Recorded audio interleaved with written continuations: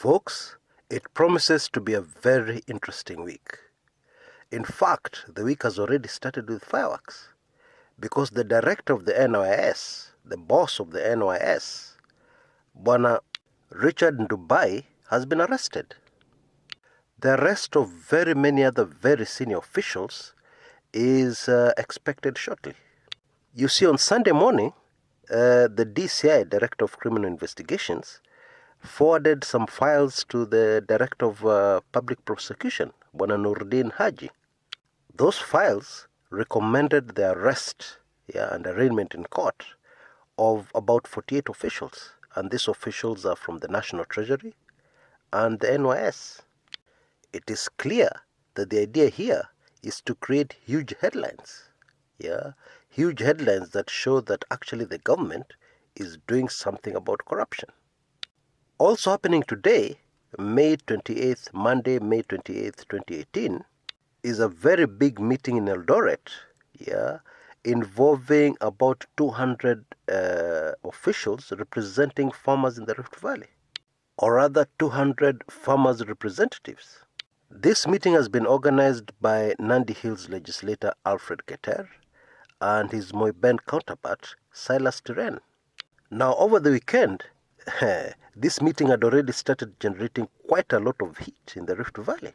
A section of Rift Valley leaders condemned the meeting. They said that the meeting had ulterior motives, that the main agenda of that meeting was to name Deputy President William Ruto as the main person behind the scandal at the National Cereals and Produce Board. This is what leaders were saying over the weekend. Now, what is very interesting here is that as we went into the general elections in 2017 last year, Bwana Oscar Sudi, the Kapsaret legislator, Silas Tiren of Moiben, and Alfred Keter, and indeed Uasin Gishu Governor Jackson Madago, were all reading from the same script. Folks, these guys were joined at the hip, as they issued threats, for instance, you remember they said that they will count the first 100 votes in the Rift Valley. Remember that controversial statement? And if they see the first 100 votes from Nan Kalenjin to the Rift Valley, actually the House of Mubi, if they see those votes headed in the direction of the man who was challenging Jackson Mandago for the governorship of Uasin Gishu, they would send a signal to all voters to vote for NASA. You'll remember that threat. Now, it seems these guys are split. Because on one side we have Alfred Keter and Silas Tiren, who have organized this meeting of farmers, and then on the other side we have Oscar Sudi and Jackson Mandago saying, no, this meeting should not take place because the agenda in this meeting is to spoil the name of DP William Ruto. What? This is very interesting. Now, the immediate question is, are the arrests in Nairobi linked to what is supposed to happen in Eldoret today? You bet they are. Indeed, all this are part of a master plan aimed at achieving something that will shock Kenyans to their bones. And we'll start analyzing and discussing that immediately after the upcoming commercial break. Don't even think of going away.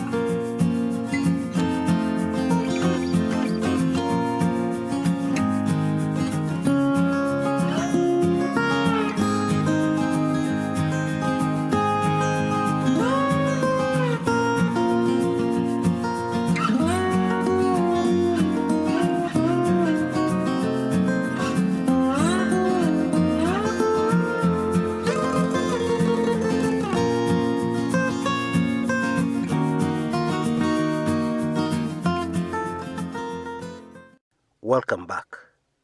Now, according to all the information I have, inside information and even the information in the public domain, when I analyze all the information I have ahead in front of me right now, it reminds me very much of something that happened in Kenya in 1989. Now, you must be aware of what the good book says. The good book says there's nothing new under the sun. History just keeps on repeating itself. Or to put it in another way, old KANU tactics are back in play. Let us take a quick look at what happened in 1989, and then we'll come back to what is happening currently and try and put the pieces together. That should be very fascinating. So what happened in 1989? Well, in 1989, we had the 5th Vice President of the Republic of Kenya, a man called Josephat Njuguna Karanja, in office.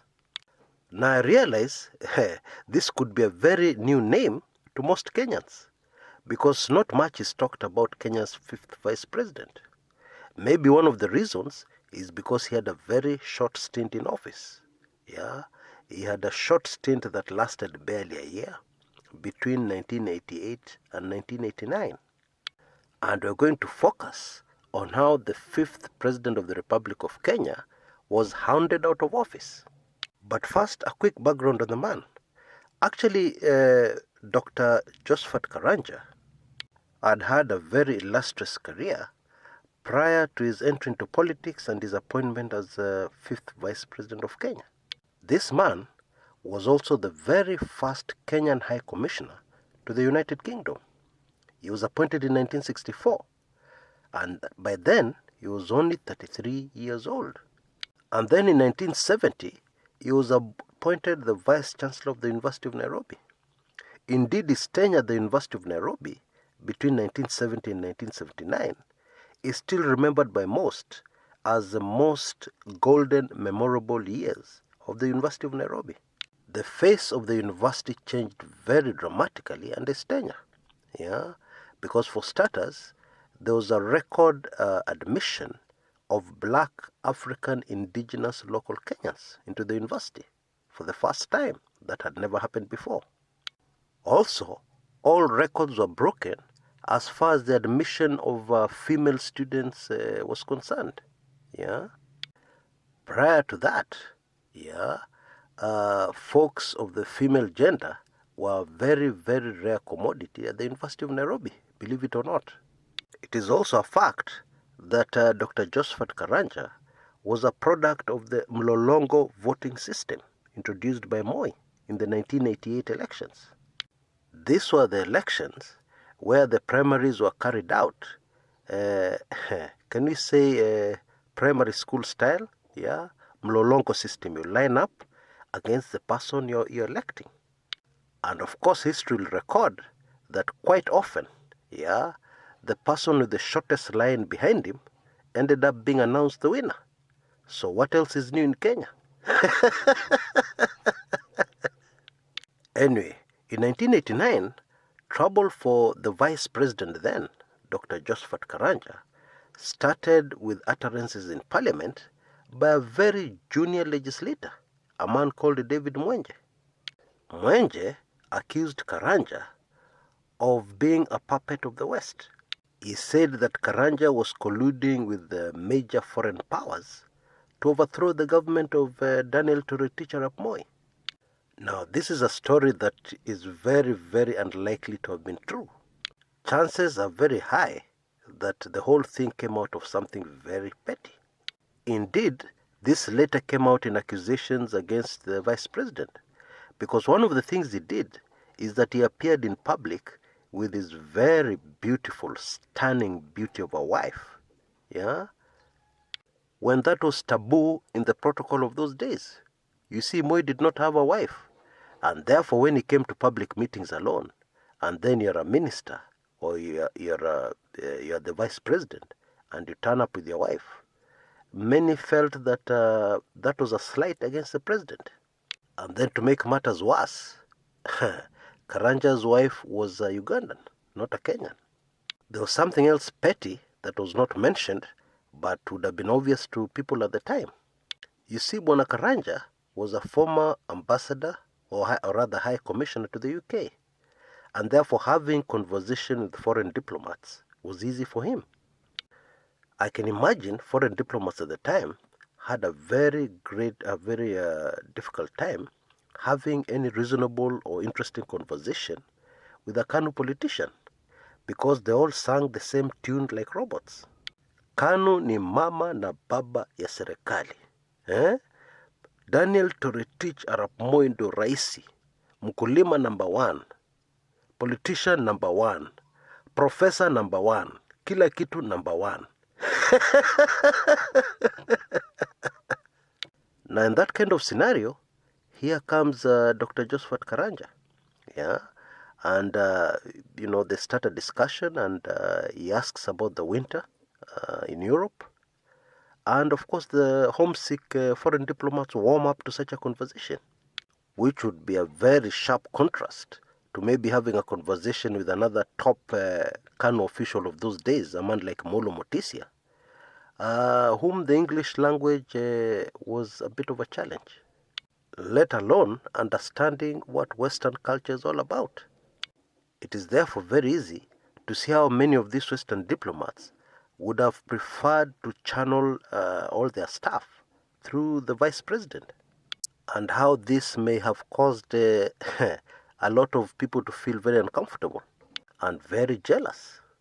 Anyway, Bwana Karanja was forced to resign, and the government had not finished with him there, because in 1993 they arrested him, and he was charged with inciting the public against the government of Kenya, which was strange because at the time Dr. Karanja was already very sickly, and it's unlikely he would have had any energy to hold any public meetings.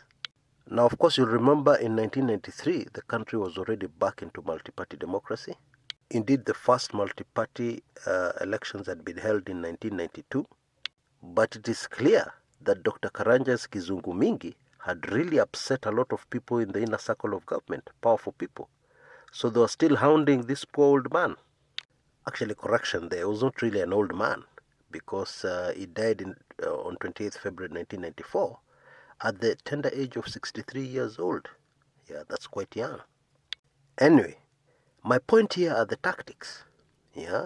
Instead of firing a vice president, because that time the president had power to fire a vice president, it was decided to hound the man out of office, the same way Jaramogi Oginga Odinga, Kenya's first vice president, was hounded out of office in 1966. Now I want you to take very careful note of the politics at play here. Dr. Karanja was not a popular political figure. Indeed, that is one of the reasons why he was appointed vice president. He was not a threat to the presidency. In fact, the truth is, just like Professor George Saitoti after him, Dr. Josephat Karanja was appointed from nowhere. From nowhere to the second most powerful person in the Republic of Kenya. Now, he hailed from the house of Mumbi, and we know that Moi was very paranoid about the Kikuyus. Now, this was political genius, because at the time, Moi had been carrying out very serious purges against the Kikuyu community. And he was very scared of a backlash from the Kikuyu community, especially because his vice president then was a man called Mwai Kibaki. That was before Josephat Karanja. And so it was very easy, if things went wrong, for people to rally around Mwai Kibaki against Daniel Arap Moi. And so in appointing Josephat Karanja, a political pawn, but still from Central Province, Moi insulated himself. Because if the Kikuyu community would rise up and say, no, Moi is against the community, Moi hates the community, he would just simply point at the vice president. He would say, is it the vice president from your place? Is it the vice president from Central Province? That was the whole idea. But in wanting to remove him, it would have also been very difficult for Moi just to sack him. That would have had a backlash from Central Province. And so he chose David Mwenje, also from Central Province, although at the time he was MP for Embakasi constituency in Nairobi. But by choosing David Mwenje, nobody would say that the fight against Karanja was tribal. And the way the whole thing played out, to to casual observers, the government had nothing to do with it. Moi had nothing to do with it. In fact, the rhetoric was that Moi was reacting and responding to the wishes of the people. The people did not want Josephat Karanja, and therefore, when the guy resigned, Moi did not step in and interfere with the will of the people. Politics, I'm telling you. But keen observers of the political scene knew the truth. Yeah, Moi was very intimately involved in the removal of Josephat Karanja, and David Mwenje was just used to accomplish the task, which he did with a lot of pleasure and pride, because it's not every day that a mayor MP removes a whole vice president from office. Now, let us fast forward to the current situation. Yeah, you have a deputy president, and this time things are very different because that deputy president has massive support, yeah, from the Rift Valley. And so if you're going to hound him from office, you must make every effort so that the government does not look like it is involved in any way. Now, in the next part of this captivating series, we're going to look deeper into exactly what is happening currently with the different seemingly unrelated events that are unfolding very rapidly in our country. Now, just a quick one before I go. Now, I can already hear that, some commentators are saying, Chris, you're wrong. You're saying Moi didn't have a wife. Moi actually had a wife. So let me just clarify that. Moi's wife, Lena Moi, was pushed out of public life by Daniel Arap Moi when he was still vice president after a very embarrassing incident in Nakuru. It was during a state function. Actually, that Nakuru incident was very fascinating because what happened is that Moi danced with somebody else, yeah, and his wife, who was present, Lena Moi, caused a scene. And very fascinatingly, the President of the Republic of Kenya at that time, Jomo Kenyatta, noticed what was happening and tried to defuse the situation by asking Lena Moi for a dance. Lena Moi refused. Yeah, she was just livid about the person her husband was dancing with. Yeah, she couldn't get her mind away from that woman who was dancing with her husband. Now, you do not refuse a dance with the President of the Republic of Kenya when he requests it. How do you do that? The President of the Republic of Kenya has approached you and requested, can we have a dance? Or can I have this dance? And then you say no.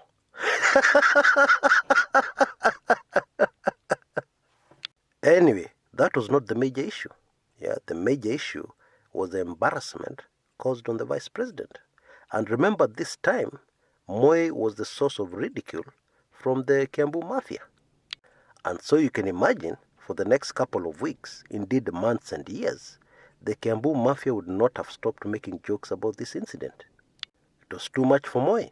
He was fighting his own political battles, and obviously would not continue fighting those political battles while having another domestic problem hanging over his head. And so he banished his wife to one of his farms, where she remained until her death, I believe in the late 90s. And so during Moi's long tenure as President of Kenya, 24 years in power, there was no First Lady in State House. There was no woman inside State House. And some historians will tell you maybe that was part of the problem. Indeed, wise people will tell you any successful politician, yeah, needs a woman somewhere behind the scenes, yeah, his wife, the mother of his children, to help him and guide him.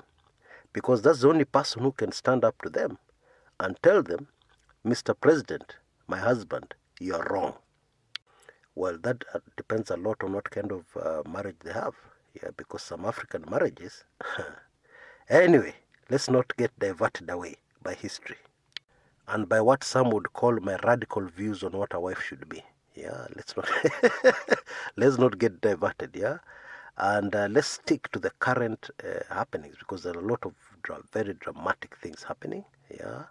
I know that Mshene is sweet, but you'll have to forgive me, because there are a lot of very interesting, very rapidly unfolding events that will have a very major impact on our politics going forward. So let's focus on that. Okay. Now, in the next episode of this series, we're going to do exactly that. You know the usual drill. Look out for the link on your top left-hand corner of the screen. As soon as that video is ready, you'll be able to click to it. You click on it and go right through to the next part. See you there in a bit. This is Kshs Kumekucha.